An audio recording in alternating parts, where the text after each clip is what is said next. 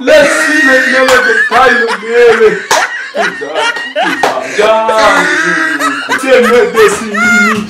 Kupi kutila nazire medetai hatindashe mwana wanje tuza mu mutima wawe ndaje mugirire neza mbikubwiye nduwiteka kuko nzi Imana ikugirire neza yewe nomere dotari ati birababaje ati mana yanjye umunsi mwana wanje reka mbwira ijambo ndananiwe.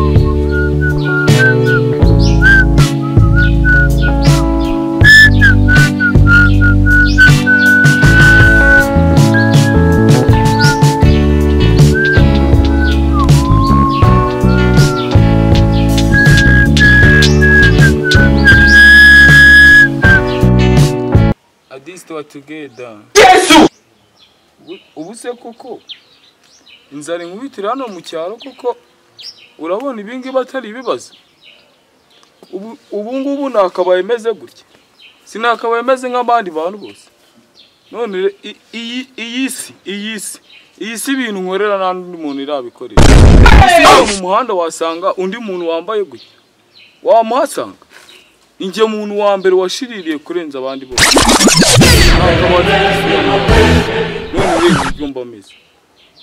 ibi bintu birakabije ngiye kugenda mu mujyi ndeba kuntu nashaka amafaranga ashaka uburyo nabaho ku buryo nanjye sa neza nk'abandi nkagira amafaranga nk'abandi bantu ubu si ibintu birakwiye mu muryango abandi si basharamye si bameze neza yesi ndaho sinashiririye ariko ubu ngubu ngiye gufata umwanzuro njye mu mujyi njye gushaka amafaranga ntago nzagenda mu mujyi ngo mbure basi nuwo ubura nacwe ubura n'usengera koko aguhe n'amaki ubura n'uzamura isengesho basi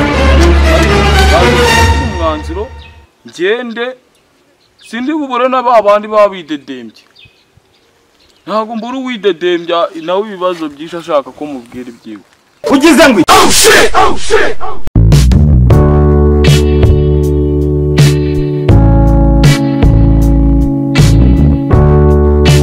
Allo? Busasha ngenda abona umujyi wacanze pe ndabona nabona uko mbikubwira ndabona ibintu bimeze nabi ntabwo ndi kumenya uko mbitandukanye gusa nyine nanjye maje atari uko n'ubuzima mani baba tugendesha gutya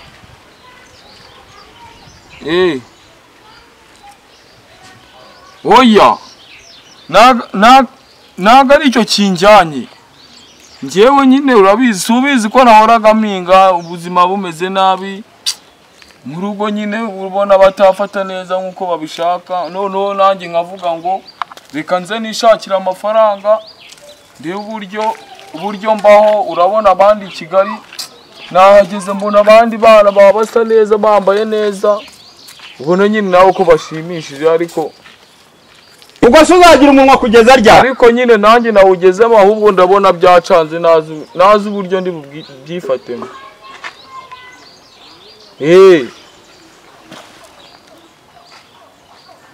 si byose nyine mba nkubwira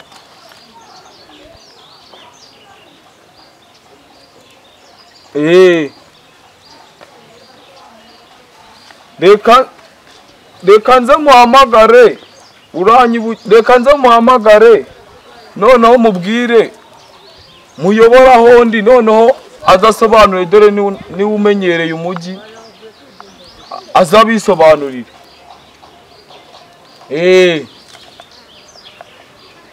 umva nabaye nkihagera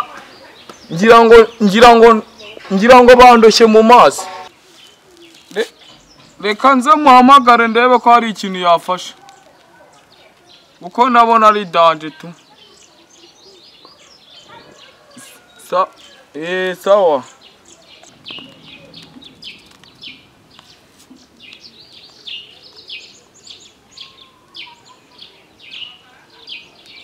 Halo. Uri ese mani?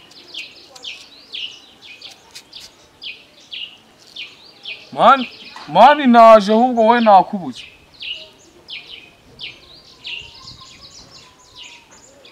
Ndi ku muhanda nyine. Reba uburyo uhasanga dore nta n'umuntu wanga tuziranye i Kigali. Reba uburyo uhasanga uzu ndebe. Dore nicaye ku muhanda abantu bose bari kuza banyitegereza. Kandi urabizi simba mamenyereye. Banguka. Dore oya nese buharayo ntabwo hayoberanye nanjye maze nubwo nje ubu ngubu nahiyobora. Ngwino. Dore ni ku gipangu cy'amakaro urahita ukibona nawe ntabwo kiyoberanye. Nicyo gipangu kiri muri aka gace konyine. Nta kindi gipangu mbona imbere yanjye ngwino urahita umbona ndicaye ndi no ku muhanda. Banguka aho rero aho zamukira aho ngaho komeza uze ndi kukureba.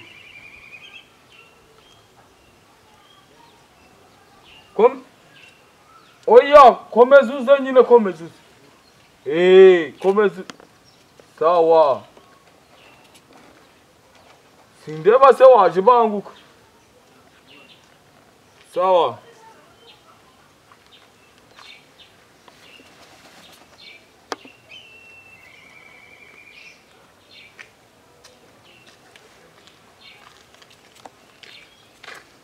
Neza bite se mani kigambo? Ni neza muvandi.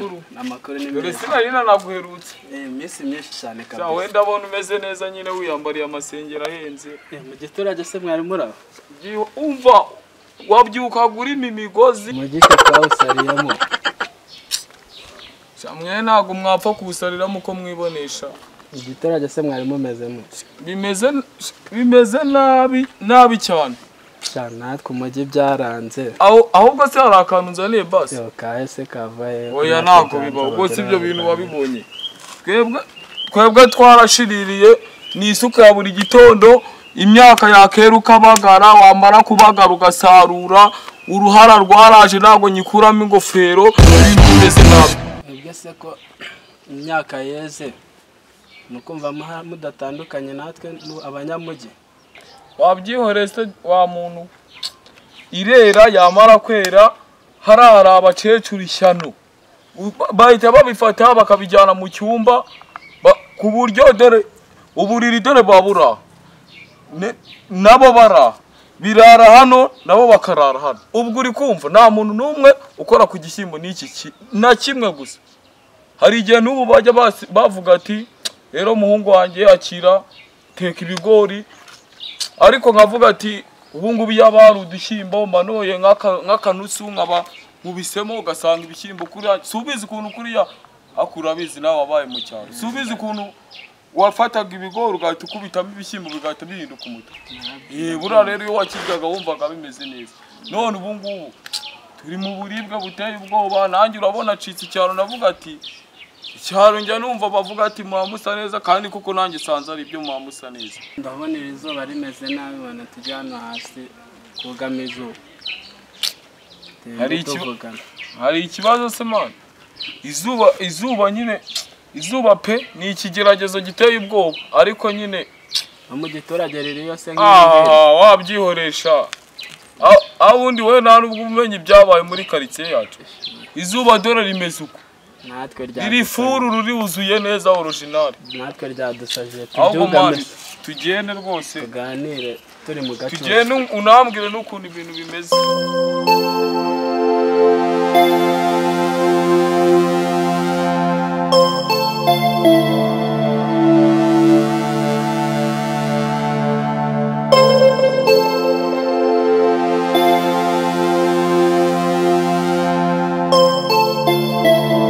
nawe ubundi ni iki biba bigukuye ibyaha ko natwe abanyamujyi twawusariyemo wama nk'itiki yakuzanye nkayitahaho. noneho rero ngewe urabona sureba kumbwira uko nguko urabona rero ngewe narinzanye diro kugira ngo tunoze umugambi uzumeze neza. Nari nakubwiye impamvu inzara yankubitiye mu cyaro rinje rero kuguha diro kugira ngo ibintu tubinoze neza umugambi ugende neza. Nose mani iyo diro uzanywe nayo irarya cyangwa ntiri kurya? Nubuje kunyongera stress kuko nirizuba ntirinyoroheye. Twakoreye mu idini urabizi. Niyo twagenda tugasengera abantu tukabahanurira byaho tunaniye. Twebwe ntago baduhanuriye. Twagenda tukabikora bikatunanira. Ase man urumva iyo diro iri burya ko numva utangiye kwigira umutekamutwe ku ngufu. Man urabaza amenyo y'inko kubona umuntu. Ubu ngubu wowe ntago twajya gusengera umuntu yatuburiramo n'amake. Wowe urabona udatetse imitwe muri Kigali wabaho gute? Urabona warya se wapi? Wabaho gute? Ibyo bintu ntabwo twari tubimenyereye pe. Uransobanura ukuntu nyine turi bubigenze. None ntago ari ukuri kubaho ntago ari ukurinda kumenyera. Ahubwo wowe fata umwanzuro nk'umuntu mukuru. None wowe uze dufate umupangu tubasengere ntabwo tuboramo n'amake. Ubu ngubu urabona nishimiye gukomeza nambaye gute? Nizere ko ari ibyunguka. Birunguka. Njya muri gahunda zitari burya.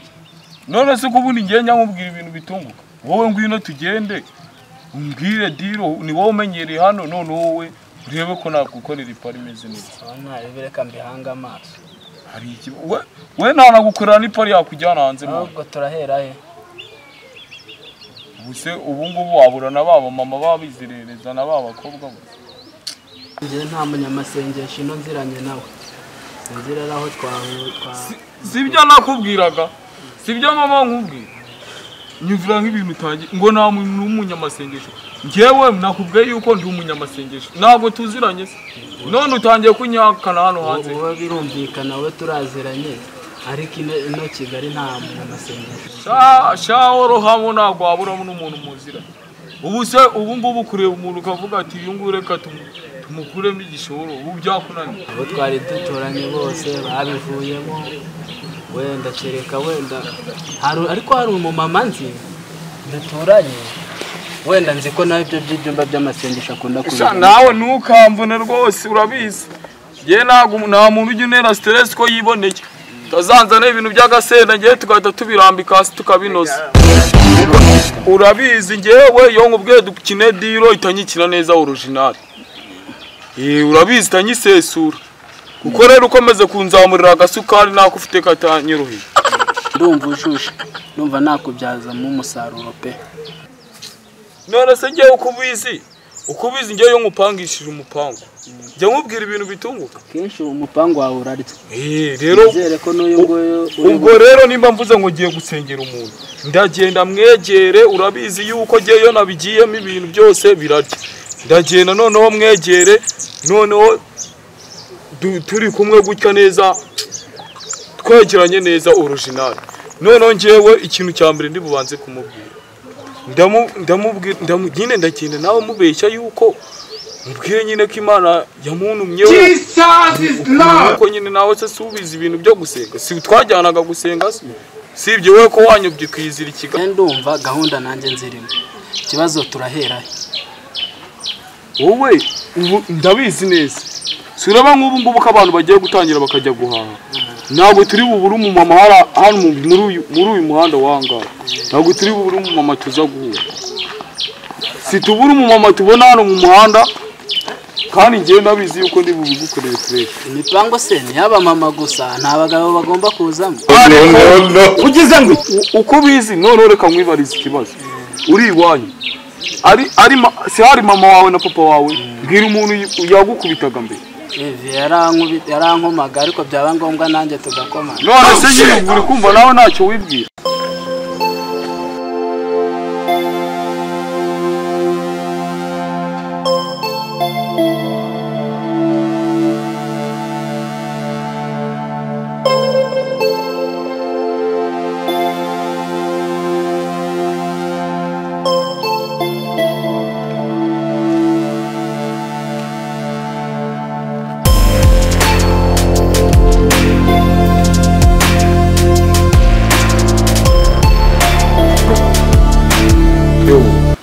meze bituma atinya kusuhuza ufite ikihe kibazo?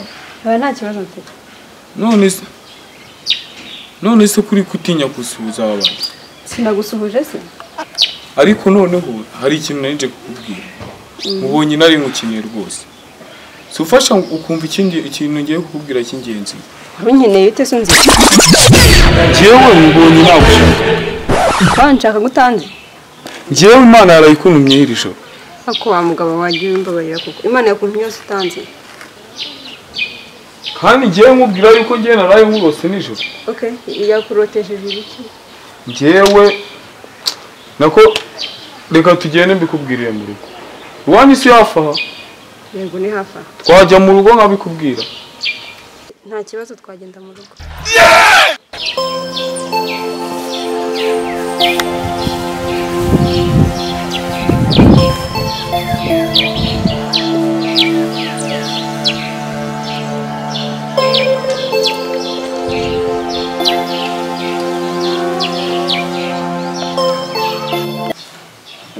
Rero ngambwire ibyo uvuga Imana yakuntumye. Yewe ndyamye Imana yambwiye ko ugiye kubona amafaranga menshi cyane. Kandi ayo mafaranga azaba ayakamara. Ayo mafaranga azaza mu buryo butunguranye nawe utazi. Ubwo rero ndizera yuko utazirata cyangwa wifate nabi kuko ngiye nabonye Imana igiye kuguha amafaranga menshi cyane. Ubwo rero kuzibyo mpamvu ukumva nawe wagira icyo uvuga kumva kubivuga kuko ngewe mubwiye ubutumwa Imana yambwiye ngo mugezeho.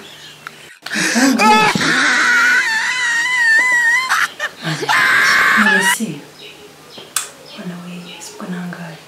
Nonese na Imana yakoretse umubare amafaranga umubare wose nabashije kubona kuko byase byivanga umuntu abaraje arankomangira bituma namenya umubare. Ariko umubare wowe uzawubona amafaranga yaje. Kuko ndizera yuko kuko ari Imana yanjye nizera kandi ifasha buri kimwe cyose ugiye kubona amafaranga menshi cyane. Mana we shamana mbere gukina n'ubukene nari maze iminsi ndimo Mana we. None se izayama ryari? Base nivuba hanga ngo mbone nitegura kwishyura inzu Mana we.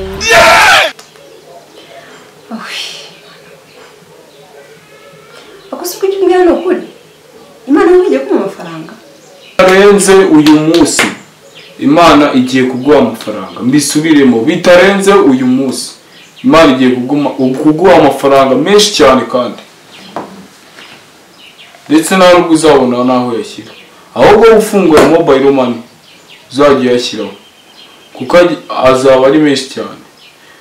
Bitarenze noneho uyu munsi ukakanya noneho tuvugana tujya ngo ni ibintu bizaza kera cyangwa ntabwo ngende muri batubuzi kujya wumva.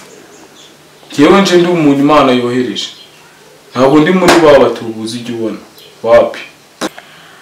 Imana we Imana ishimwe Mana ushimwe Mana ushimwe amadeni yose nari mfite ngiye guhita nyishyura Mana yanjye we. None se umva umukozi w'Imana wakomeza ukansengera nyine Imana amafaranga ikayampa.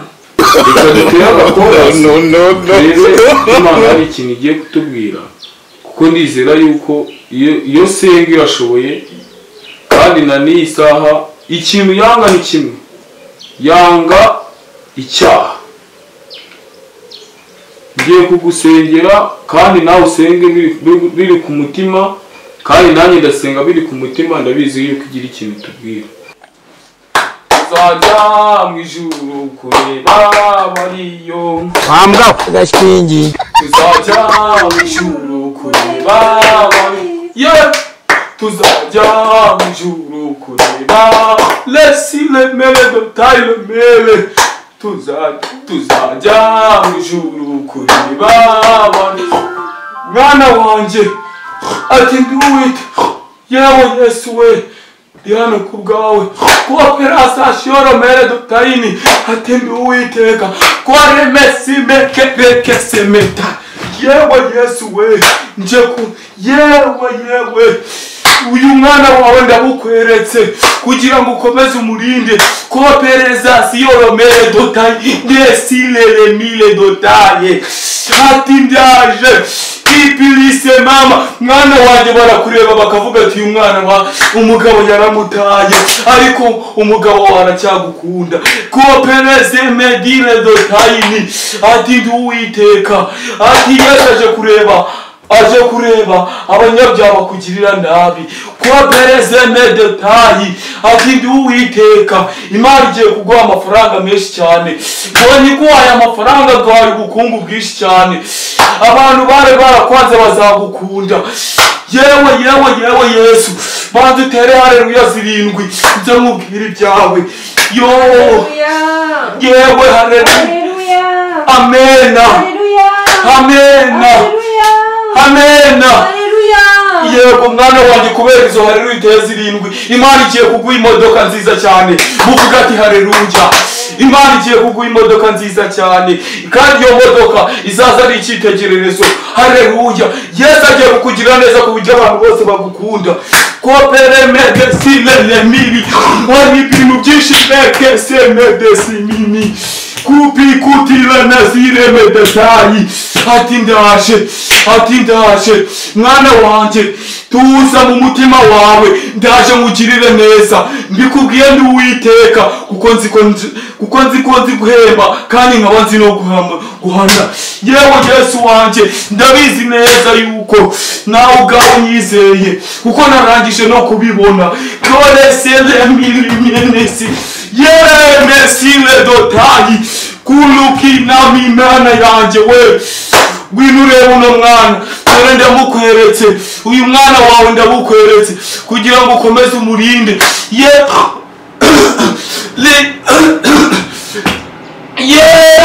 sile mere dotayi ati ndi uwiteka nje kureba umwana wanjye ngiye kuguha amafaranga kandi mwana wanjye uzafashe abakennye kandi uzafashe n'abakizi ubona yuko ubarusha amafaranga mwana wanjye ndabizi neza ko ufite umutima mwiza ndabizi yuko ugiye gufasha abantu ndabizi neza yuko ngiye kuyaguha ufite icyo uzayakoresha none mesile dotayi ndi hano ku bwawe ni Imana nyoboye hano mesile mere dotayini reka nze nicare kubwira amafaranga Imana igiye kuguha bonye Imana ikugiriye neza rero mwana wanjye Imana igukuye igisuzuguriro Imana mbonye ikwambuye abantu benshi bashakaga kukwica mwana wanjye Imana ikugiriye neza yewe nomere dotayi ati birababaje ati Mana yanjye birababaje Mana abaturanyi bari bagiye kuguhemukira ariko Imana itambitsemo umugozi kugira ngo ibintu byose bigende neza ati ndi hano ku bwawe ndi uwiteka birakabije gusa mbonye Imana igiye kukugirira neza igiye kuguha amafaranga menshi cyane kandi uzafashe abafite ubukene uzafasha buri muntu wese uzagenda umufasha ati rero Imana ikomeze bane nawe kandi nizere yuko ugiye kujya gusenga Imana yanga ikibi nigiye mukira umuntu icyo ngikira cyanga mwana wanjye dore soje mbikubwira uzirinde kwimana cyangwa wirinde guhemukira kuko nubikora ibyo byose Imana iguhaye izahita ibikwanga kandi biraba bitarenze uyu munsi mwana wanjye reka ngwire ijambo ndananiwe mwana wanjye ngira ngo wabibonye reka nze nikoze hanze mbanze fate ku kayaga ndaje mwana wanjye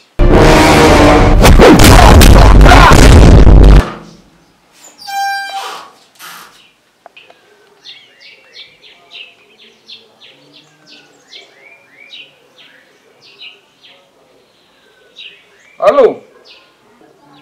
Yego. utari kuvuga ya diro nakubwiye gukora wayisoje nabitunganyije nakubuza ahubwo ubu ngubu ugiye ya diro ubu ngubu nyirimo gira vuba vuba. okay ndaje nimba nawe ari byo urimo ndaje sawa nawe ndi hafi yaho ngaho ndaje nanjye aka kanya ndaje akatuvugana ubu ndaje sawa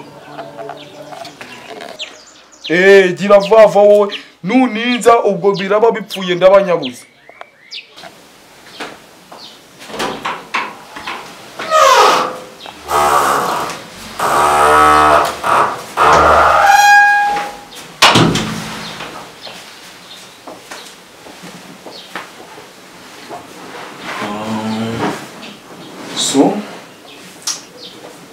Nari ngiye kwitaba fone gato umuntu wari umpamagaye dukomeze umukozi w'Imana ni ukuri iyi niyo yonyine mfite imbere n'inyuma pe ntabwo nsanganye ariko n'ubundi bw'Imana ngiye kumpa amafaranga nzagura indi telefone waba ukoze rwose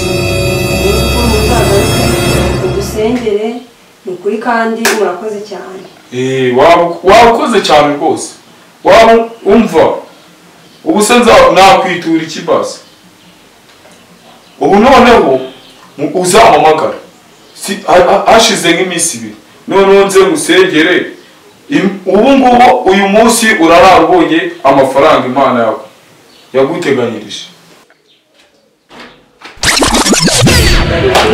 Yero kabindi we n'amafaranga ngiye gutereka kandi barayatwaye ku muryango barayatwaye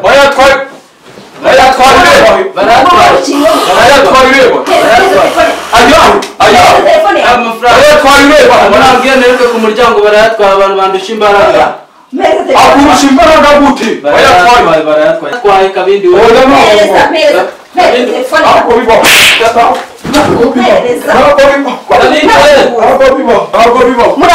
ayo mafaranga agira ngo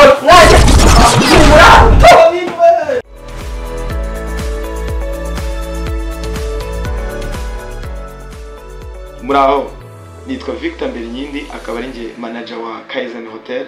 Kaizen Hotel ni hotel iherereye Nyabugogo haruguru ya Feruje ku muhanda ujya Nyamirambo.